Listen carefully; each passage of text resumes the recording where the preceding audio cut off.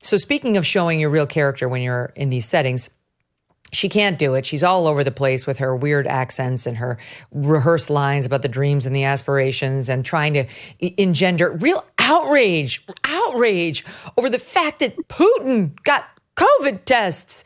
And then here you see their mistake, because someone on the Kamala Harris team must have realized it's a little risky putting her on a late night show, because ostensibly the whole purpose of those shows is to make you laugh. This is a problem for her. Everyone knows why. They've stifled the laugh. We joked on this show that they put her on some sort of tranquilizer or downer, or made sure she was hungover for her first interview with her emotional support, Governor Tim Walz, when she sat with Dana Bash. Now she's loosening up a little bit more. They're letting her out there. They went too far. The cackle returned. And let's not forget who her main problem is with. Men. And unlike the Sex podcast and The View, Colbert probably does have men watching. Like, it's probably a split audience, if not more heavily favored toward male. I don't know. But there's no way it's just for women. So you got to be careful about her coming across as unlikable or shrewy or just like nails on a chalkboard to somebody who reminds them of their annoying, like, 7th grade math teacher. The return of the cackle. Text stop to quit.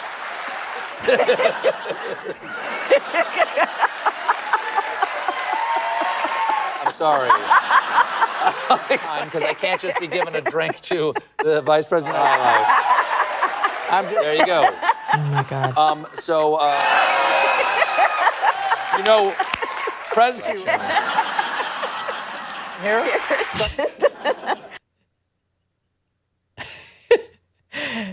It made me laugh at how cringy it is.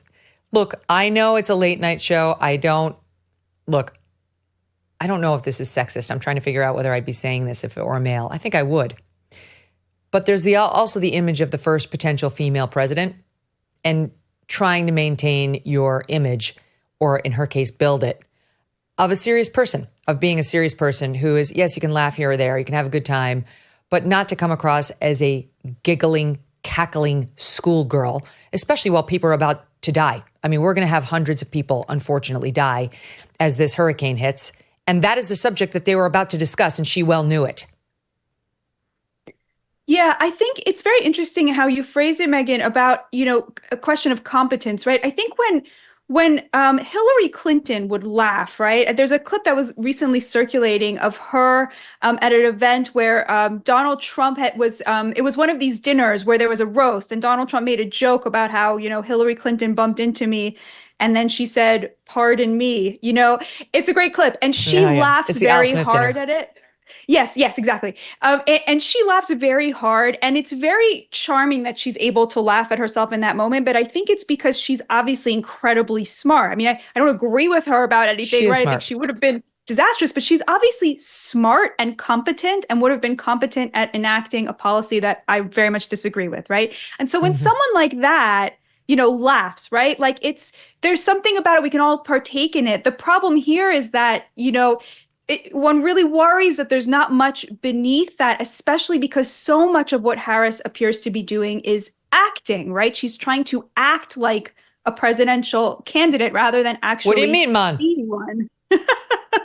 Right, exactly. And I think the reason she's acting is because nobody actually thinks she will be the president. They think that the sort of permanent bureaucracy of the Democratic elite class will be telling her what to do and what to say, and she will go out and do and say whatever they tell her to do, right? Nobody thinks that any of the ideas she's presenting are her own. Nobody thinks that as president, she will be in charge, right? They think that the exact same people who have been, running the show for Joe Biden all this time, Alejandro Mayorkas, Tony Blinken, right? All of these like massive disasters will probably stay in place and keep doing what they're doing. Exactly.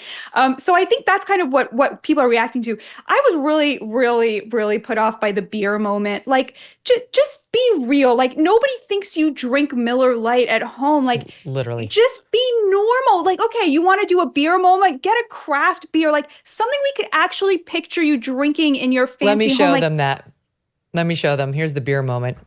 first became the nominee and named Tim Walz as your vice president nominee, people were calling it the vibe election. All the vibes were all good. But elections, I think, are won on vibes because one of the old saws is they just want somebody they can have a beer with. So would you like to have a beer with me so I can tell people what that's like? Okay. This was... Now, we asked ahead of time because I can't just be giving a drink to the Vice President of the United States without asking. You asked for Miller High Life. You asked for Miller High Life. I'm just curious. Okay, the last time I had beer was at a baseball game with Doug. So cheers. Okay, cheers. There you go.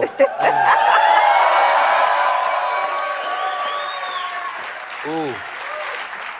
That tastes like the beautiful city of Milwaukee, Wisconsin. The champagne of beers. There you go. Oh my God. So we've answered the question. We do not want to have a beer with her. I appreciate the public service. Keep going. She comes off to me kind of like a party girl. I think she would be fun to have a beer with. I just think there's not much. I bet she's had a lot of drinks. Yeah, I mean, but the way she says like the champagne of beers, and suddenly you're like, oh yeah, this is a person who probably drinks champagne much more than they drink beer, right? Like it's the fakeness of it all, the overplayed fakeness and pandering. It just doesn't quite come off. The gap between who we're supposed to think she is and who she actually is, like there's always just a little bit of friction. And I don't know. And you know what else? Can I just add to that? Here's the problem. I blame that on him mostly. He's 80% to blame and she's 20% to blame because, as he pointed out, they asked in advance. For sure, they asked about the whole gag, the whole beer thing in advance. And she said yes, which she shouldn't have done. Because, I mean, I do believe she's a drinker. That's fine. A lot of Americans drink. I feel like she might drink more than the average person, but okay, that's my own speculation. So I wouldn't highlight it necessarily. It's been a meme on the left because she sounds kind of drunk at a lot of these appearances. So I don't think I'd be like, yeah, let's lean into the alcohol thing. And I do think I'd anticipate, one, it's going to bring out the cackle, which we don't want. Two, it's going to undermine her seriousness, which we actually are trying to establish. So it's not a good idea. And three, it isn't authentic to who she is. She's probably not a beer drinker. So why do this? Like pick another gag, do something that's closer to home. But she doesn't have the confidence to know who she is, to say that one's not for me. I think it's probably a case of going along with the handler saying, it'll be great. Yeah, I think that the crisis in confidence is very real. She is being undermined probably by everyone around her. I mean, before these interviews, right, somebody on her team had to explain to her, oh no, Madam Vice President, we don't think you're up to this. Right? I mean, like, can you imagine what those conversations were like? I think men are really put off by that, by the crisis in confidence. But also, of course, like when you look at this gender divide, you look at the two campaigns and you have the Harris campaign, which is really going for the female college educated vote. And then you have the Trump campaign, which is really, really doing well with working class men of all races. And I think a lot of that has to do with, again, the economic policy. Harris's plan is to tax the rich, take all that money and hand it out to people who are, below the poverty line or what have you. And Trump's plan is to create an economy in which people who work hard will make more money and be able to keep more of the money that they made. Those are two fundamentally different understandings of how you treat the economy, how you elevate people. And I think obviously one of those models appeals to men much more because it's based on autonomy. It's based on confidence. It's based on freedom, right? You work, you get your money, you live your life, right? And the other model is based on a much more paternalistic model, right? You rich people are going to feel much better about yourselves because we're going to raise your taxes, which of course rich people love paying higher taxes if they're liberals. We're going to take that money and then we, the nanny state, are going to give it away to the people who we consider to be deserving. It's a much more feminine female model, right? And I think that that's really what you're seeing here is this big gender divide mapping onto the class divide.